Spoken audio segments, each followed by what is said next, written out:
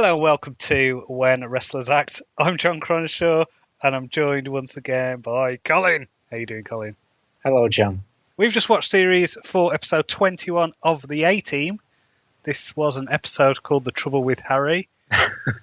And it starred the Hulkster. As himself. As the Wrestling World Heavyweight Champion. That was his role. Did you know, Colin? Interesting fact. He was 32 when this was made. Yeah, he's been 32 for the past 66 years. Jesus, he did not look 32. I look several decades younger than Hogan did in that episode of the A-Team. I thought you were going to say that you look 32. I was just going to tell you not to kid yourself. Yeah, I look at least 33 now. Age is getting to me. It is. So this was an interesting one, I'll be honest. Yes. I was a bit confused when it started, because it started in the 1950s in black and white. Did you get confused by this? Did you think, oh, why is the A-Team in black and white? No, I saw it as a flashback. It said Chicago 59, so I knew it was a flashback and they were being artsy. Well, obviously, when you look at the past, then it's always in black and white. So it was in those days. So I don't think they actually invented colour until The Wizard of Oz came out. So wasn't that before 59? Yeah, I know the timelines don't match and it doesn't make much sense and there's not really much point to doing it, but it was the past, so that was good. We had a guy called Harry who was a fighter getting intimidated by Richie. And Richie's brother. What, Noodles? Noodles. The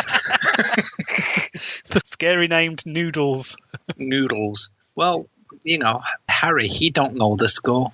That's all I can say, because that's what they said to him. You don't know the score. This is true. So it's basically they're wanting him to throw a fight, and he refuses, and then they get into a bit of a schmoz. You know, though, Jon, that this here is the direct influence for Quentin Tarantino in Pulp Fiction with Bruce Willis's character.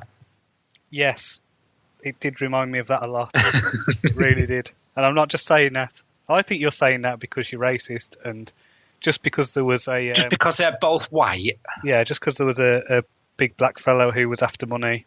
Well, after a briefcase that may or may not have someone's soul in. I think that was it, yeah. And there was like the Uma Thurman bit with the feet, that was a...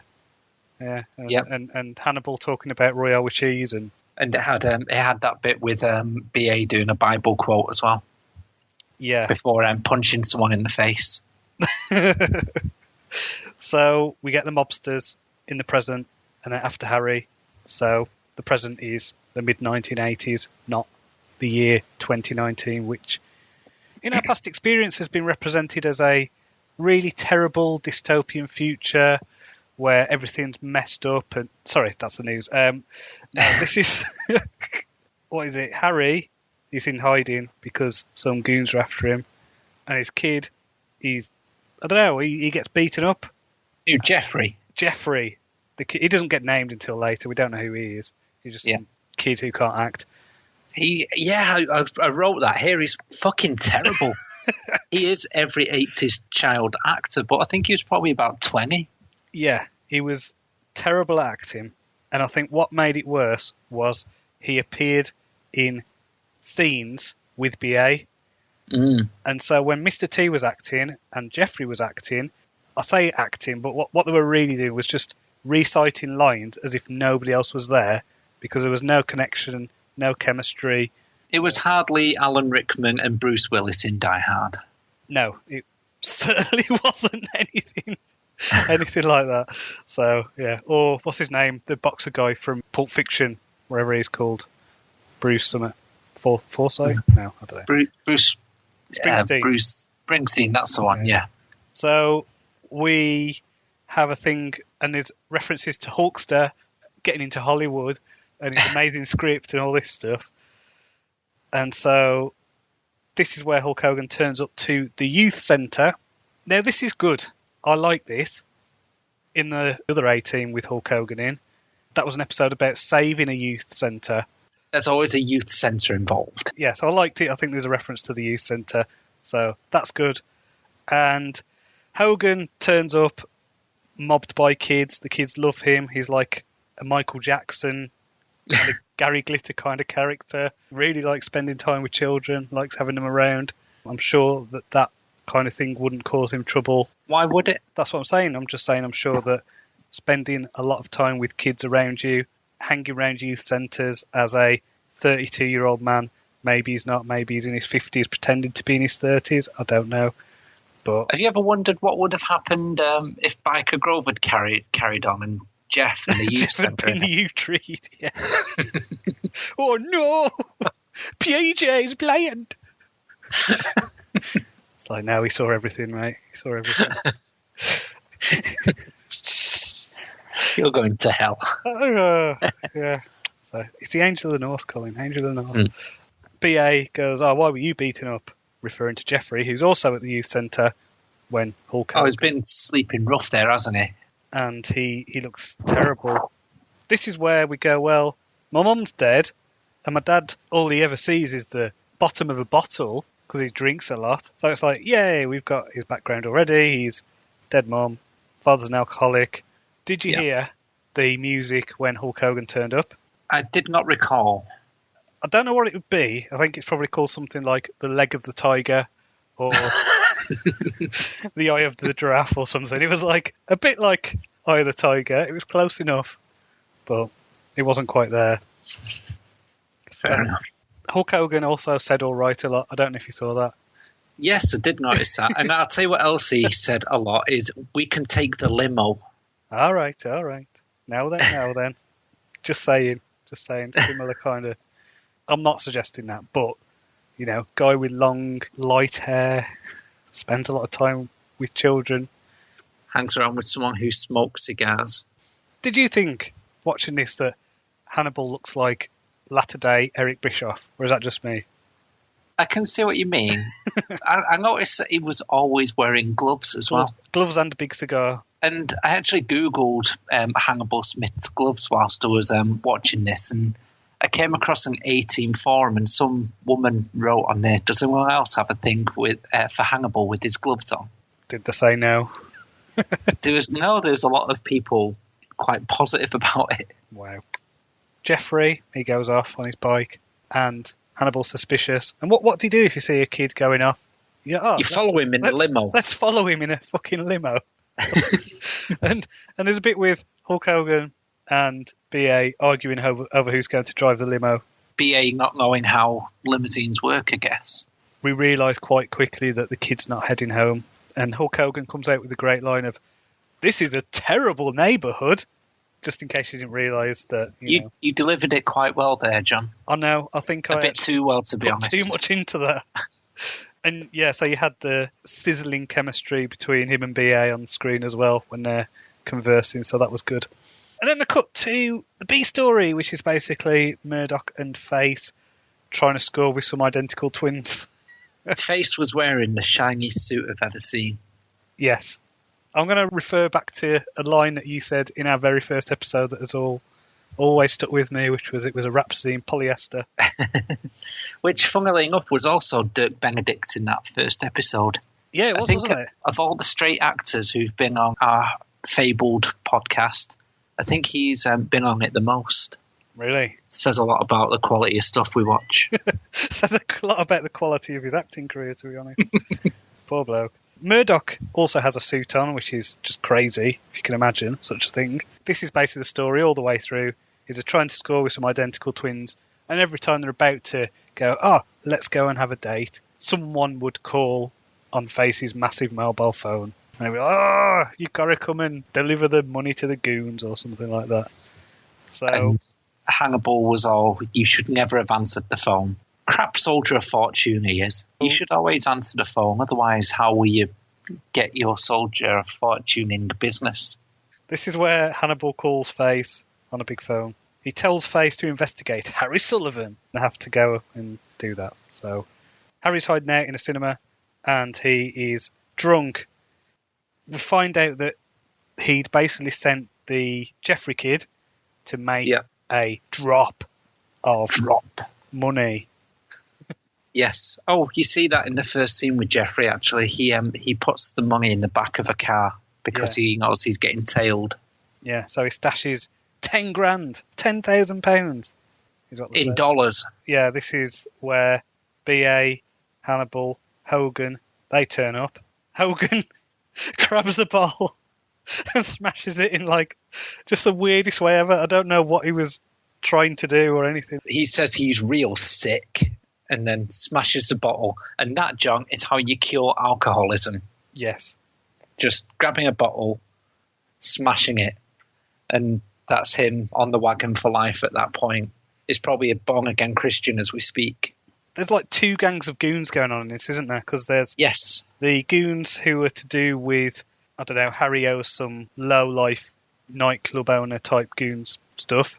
And then there's Richie, who is the guy who he's got a vendetta against Harry. So the Face and Murdoch get accosted by the low-end gangsters in order to get 10 grand because they're looking for the 10 grand. And it's all about the money. And so they end up getting hung upside down. Don't they convince them that they're like gangsters as well from Beverly Hills? Yes. They make up a couple of names and then they manage to blag their way out of things and sort of convey to Hannibal that he is a gangster called Harry or something. I don't know. Speedball. Yeah. So another set of goons who report to Richie are also after the kid, and they're on the phone to Hannibal, and they basically say, you've got until the end of the episode to bring us the money. So they've got 30 minutes to get £10,000 to some nightclub somewhere. Because that's how it works. And because Harry is sick, they deliver him to the hospital. This was my favourite scene in the whole episode. Doctor says, has this man got insurance? And BA takes off one of his gold chains and says, this ought to cover it. Yeah. I might have let out a little wee when I saw that. That was the highlight. It was all downhill from there. So, twist upon twist, the car, the Plymouth, where Jeffrey has stashed the 10 grand, has been towed. Damn. So they need to go to get the car, and Hulk and Hannibal go to, what's it called, the impound lot, is that what you call it? Yeah, something like that. Yeah, a place where all the cars are kept by the police. And there's a great line here where they basically say that Hulk Hogan needs to go and entertain the policeman to act as a distraction. I noticed this bit as well. And he says, this is Hulk Hogan being old school. And he says, I'm not an entertainer, I'm a wrestler. He's old school with a K. And then he goes and lifts the end of a car up a few times. And do you notice what he was saying when he was doing it? No, I did not. He was going, Hasha! Hasha! Oh, that was him straining with weights. I did notice that, yes. It was really weird. I think my mind just blotted it out because it's wrong. I'm going to cut the audio and send it to you just so you can have it on loop all the time. I think what you should do is have it as the intro for this episode. Just on a 2-minute loop. A 2-hour loop, yeah. And then, hello, welcome to another... yeah. Yeah. So, well, they get the cash. That works. Good plan. Have Hulk Hogan lift weights. Yeah. So they deliver it to the nightclub goons. And Face and Murdoch are trying to reorganise the date with the identical twins. And the goons find them again. But it's a different set of goons. And they take them to Richie, who's looking for Harry. They realise that this guy is a bit more of a next level up gangster. Oh, but you've got the initial goons who kidnapped the half of the A team, and they're big and burly, but they still get beaten up by Hulk Hogan, BA, and Hannibal. Well, I mean, Hulk Hogan is a trained wrestler, and he is a trained wrestler. The A team were a elite unit. They had a fight with Murdoch and Face earlier, and their punches were just bouncing off them, and their suits got torn.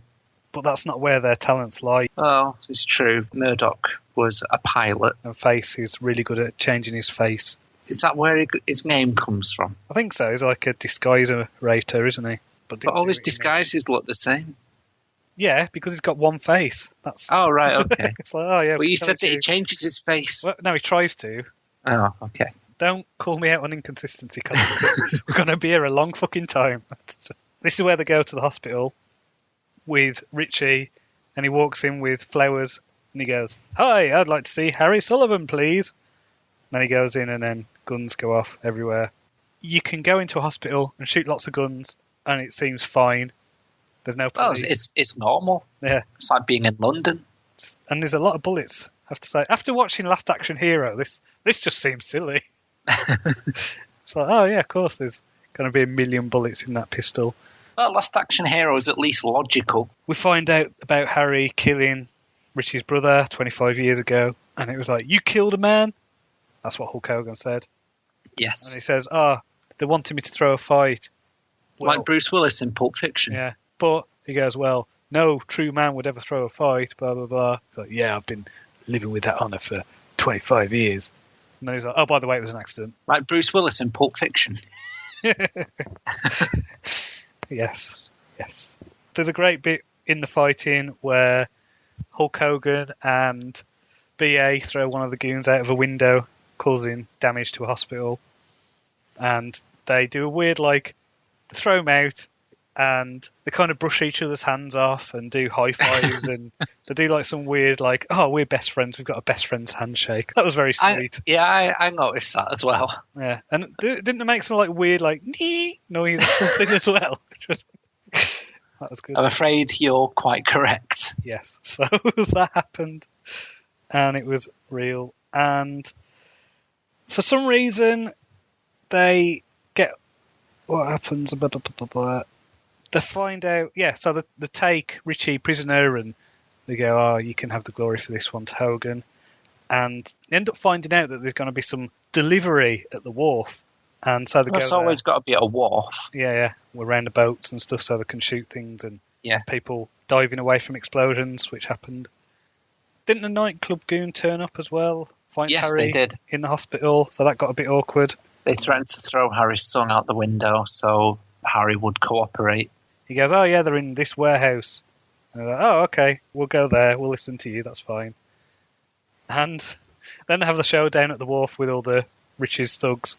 This bit was great, it was really silly, and it was just like what you expect from the A-Team, with lots of people with machine guns and Hulk Hogan with grenades. I liked the special grenade music that they had. Yes. When he threw a grenade and the music, whilst it was doing its in the background, and then as he threw a grenade, it was going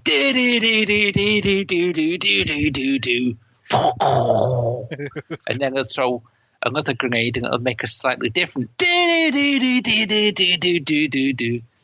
and that happened 3 times, and that was amazing. It was 3 times, it was in slow motion, and they had the build-up of do you really think you're going to throw a grenade that far? And he was like, I'm Hulk Hogan. And he did. And it was impressive. And that was wow, he can throw grenades and blow people up.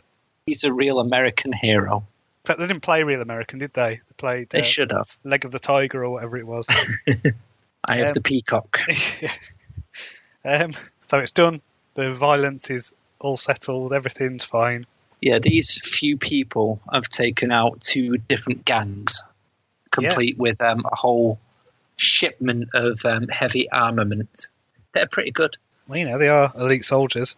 So then they have the resolution of the B story, which is basically facing Murdoch. Didn't they do this in WWE a few years ago with Dean Ambrose stealing an ambulance in order to return to Raw? That was last year, I think. Yeah. Oh, but there was one bit that I really liked in that last scene with all the fighting. Yeah. And that was when Murdoch was going around and ripping people's suits because his kept getting destroyed. Yeah. I thought, yes, that's the sort of thing he would do. Well, he's howling mad. He is a bit peculiar, you're right. They steal an ambulance and they go, oh, well, here, wear this neck brace and strap your arm up and we'll pretend that we've been injured, and then we've got a story as to why we were late for the date. And then she sees him getting out the fucking ambulance, the driver's side, and doesn't bat an eyelid. And then they're like, oh, sorry, you're too late. We've got new generic 80s extras from stock market movies. So they do that. And they move away. Quickly. Arm in arm, and they're left there going, oh, we could have had our way with some twins. Darn it. Final scene is the Harry reconciling with his son, and he's not going to be an alcoholic anymore. Nope, he's going to go to a Baptist church, probably. Get a job. On the docks, I think, an honest man's job. He can't be a fighter anymore, even though he hasn't been for 25 years. And he's not going to be an alcoholic either. Wasn't there like loads of boxing metaphors as well? It's like, I've been pounded for too long. And yeah. And these are not all gay sex ones. There was one where he said, even if you're getting pounded for a whole fight, you can still win in the end if you get up. And then Hulk Hogan said, "Amen, brother." He was touching. So he was touching himself, you're right. Not on that one. Right, John, shall we get the chart? Not yet. I do have one more thing I want to say about this, which is why this episode disappointed me. And it wasn't just because of the countless ways that we've just talked about. That didn't convert the van. There was no van conversion. Where was the van? It did appear at some point. Yeah, but it wasn't converted. It was crap. Shit, Colin. I wanted a converted van and all they had was a bloody limo and van. Hulk Hogan in his bloody wrestling vest that was ripped at the back. And his weightlifting belt. So does that put it higher up on the chart for you? You know, Hulk Hogan was 32 when this was made. Just want to mention that again. How old is he now? 65. He's about 65. Yeah. Christ. And he still looks the same. Problem is, he reached his 65th birthday by the time he got to be 25 or something. Is that what it is? It's got a bit of a Benjamin Button style syndrome going on, except instead of aging backwards, he just aged really quickly. Stops aging. Yeah. Interesting. It's kind of it's not a fun concept really. Yeah, not as fun as Benjamin Button, but so yeah, still chart. I give it a solid 3 to 4. It was shit, but I was entertained by it. I don't feel it was forced, and I don't feel it was diarrhea, but there was a lot of trash in this. You know what?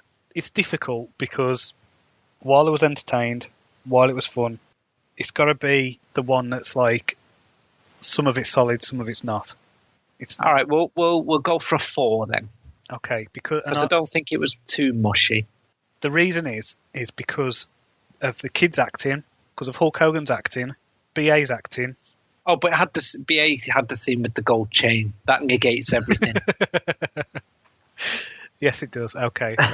So he's okay. So we've got 2. But it's when that kid and BA were on the screen together and it reminded me of the scenes from Dark Place. Yes. The Garth Marenghi thing, just how disconnected all the actors are. No, I got a lot of Dark Place from this episode. I will admit that wasn't new to me when you said that then.